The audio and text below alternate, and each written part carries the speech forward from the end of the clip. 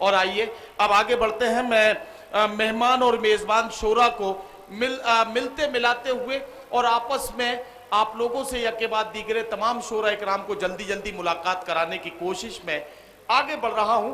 एक और शायर से मुलाकात कराना चाहता हूं। हसन रूमी साहब ने बड़ी मोहब्बत से ये मुशायरा सजाया है। आज कानपुर वालों, कैंट विधानसभा के जिंदा दिल लोगों, मैं आपसे एक बात पूछना चाहता हूं।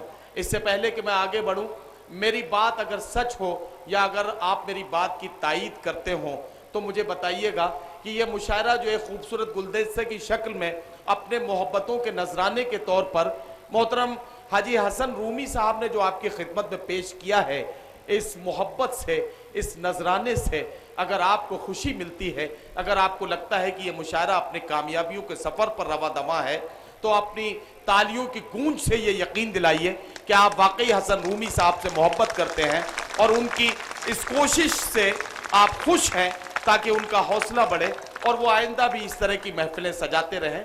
मोहतरम हसन रूमी साहब वो चाहते हैं कि उनके इलाके के जो नुमाइंदे शोरा हैं उनका कलाम पढ़ने का मौका उन्हें मिल जाए। एक एक दो दो शेर ही भले ही पढ़ें, लेकिन उन्हें मिल जाए। तो मुझे एक नाम दिया गया है, मैं सिर्फ एक मतलब 2 शेर पढ़ने के लिए, चूंकि हम अब सीनियर शोरा की फहरिस्त में पहुंच गए हैं। फहरिस्त का ये दूसरा हिस्सा बहुत मोतबर नामों का हिस्सा है। इसमें मैं जनाब महबूब अंसारी साहब को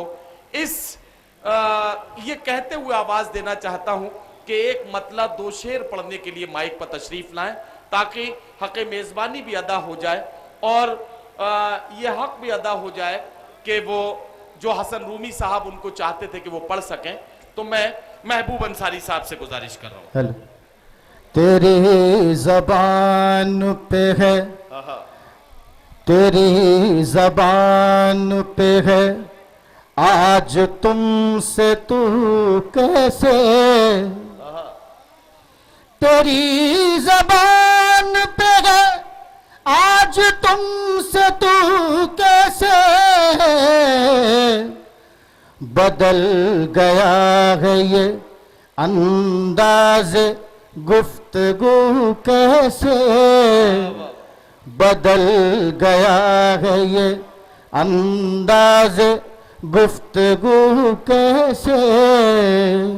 और मैं माफी चाहता हूँ कि इसके आगे मैं पढ़ना नहीं चाहता हूँ। यहाँ पर मेहमान शायर बहुत हैं, मैं चाहता हूँ कि आप उन्हें सबको बुलाएं। बिल्कुल बिल्कुल, बहुत शुक्रिया महबूब अंसारी साहब।